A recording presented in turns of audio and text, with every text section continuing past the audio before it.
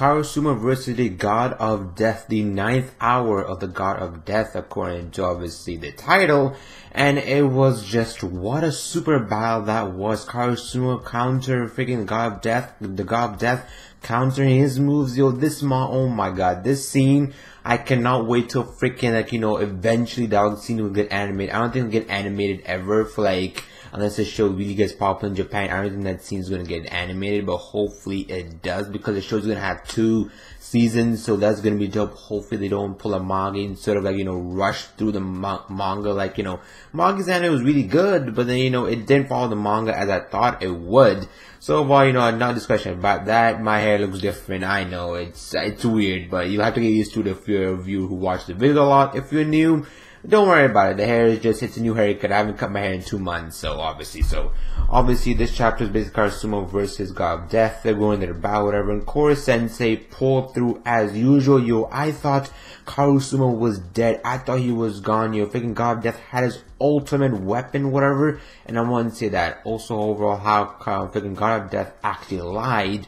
He wasn't actually raised in a tragic incident. His father was actually rich. He was raised in a rich area, but his father was killed by an hitman, so which inspired him to become hitman. And the example he used was that, when a boy watches a baseball match, you need to play, catch the ball beautifully, that might change the boy wants to become a baseball player or a person who inspires him. So that inspired him to become a hitman, an assassinator, basically. And he said that the hitman has different skills: interpersonal skills, which is talking to other people, disguising skills, killing skills, all these different ones that, obviously you need in order to become a successful hitman or assassin. And he managed to learn through years and years of repetition, mastered through, and also his interpersonal skills, you can see, is very, very strong. And it's like how, he was a worthy opponent, but also Karasuma was pulling through as he was one of the elite of the military. So we got to see the two forces just clash, and it was absolutely powerful. I loved it. Also how his secret weapon was, when he threw the rose, whatever it was invisible scythe.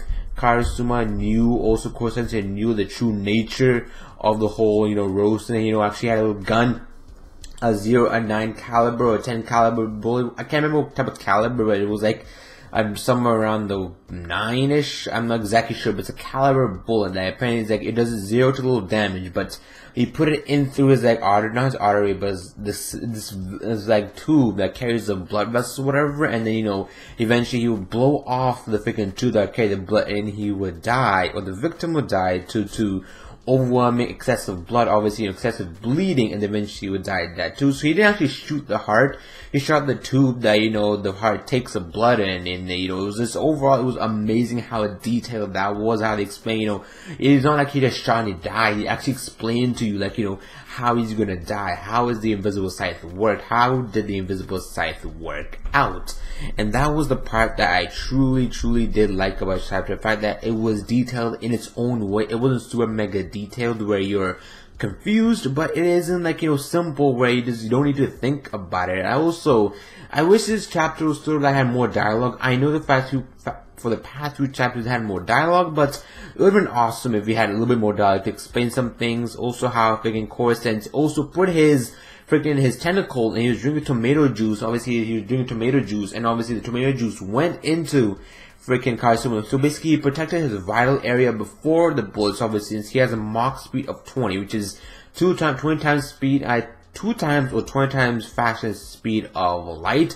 So he was able to do that, obviously, to protect Karasuma's vital points before the freaking little rose, the invisible scythe, hit him. So obviously he was pretending to bleed, but it was actually Koro Sensei drinking some tomato juice, just chilling. So obviously then freaking he got freaking flustered, distracted, killed him, and that was it. Yo, oh my god, God of Death is finally destroyed. His little mini arc or whatever chapters he had was just destroyed. And you're wondering, why am I not reviewing this by freaking, what's it called, volumes? Well, I don't officially know the volumes, and I don't really want to go to the complication of doing that, because it kind of like, I want to read it all in one, because I really got so interested to the point where I just couldn't review and just read. I needed to keep continuously reading. You know, it's really good. It's just like, if you're here just to, I don't know why you're here if you're not actually reading the manga, but if you're here, you should really read it, and you should really recommend to some friends to read it, because this was, the reason I read this manga was just so, you know, when the anime comes, I have a purpose to review it, just so, you know, I have some background information on the show itself, and it's just really brilliant. I like this chapter. I like this chapter a lot. I cannot wait for, I believe this is 108, I thought it was 149 for some reason. Wow, it's 109, it's 110. I cannot wait for that chapter. I want to know what are they going to do now that the God of Death is gone. I don't know what's going to happen. Are they going to do something with Shiro, the guy who originally owned Itona? Is Itona going to get involved in the next little mini arc? I'm so glad Bitch Sensei, Arena is just like, you know, she actually switched people, yo, freaking like how even God of Death even manipulated, you know, freaking Irina, since he knew about her past and everything else. It was just like a bitch movie, this pull. I hate freaking God of Death, and I'm so glad he's gone. Maybe he's not gonna be fully gone, maybe he's gonna make a reappearance, maybe a few chapters from now, who knows. I don't feel like the God of Death is gone. That was too easy of a battle even for him to be gone. He's gonna come back with a vengeance.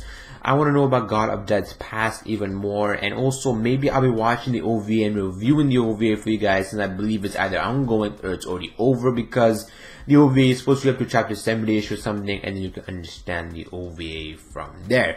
So overall, that was chapter. Be sure to let me know what you guys saw of the chapter. Overall, I love the fact that Koro Sensei pulled through as usual. Also, the whole, you know, the fact that, you know, freaking invisible sights technique was already revealed when, you know, Karasuma and freaking Koro Sensei found out about how it went down. After they saw multiple clips, they probably knew or they heard about the, you know, the assassinations of the, to get rid of his competition, what's it called, I forgot his name, God of Death. I don't know his name, I want to know his name for some reason. God of Death was killing all of the people to obviously, you know, get rid of the competition. They eventually found out about that, and obviously, I loved how also Ivona, freaking master, freaking Bitch Sensei or Arena Sensei's master lived and told them about the assassination in Invisible Sights. That was how they were able to find out and just pull through. So, what do you guys think of this chapter? Be sure to let me know down below, and like the video if you did enjoy the video. Subscribe if you have not. Follow me on Twitter if you do so inclined. And see you guys there. Farewell.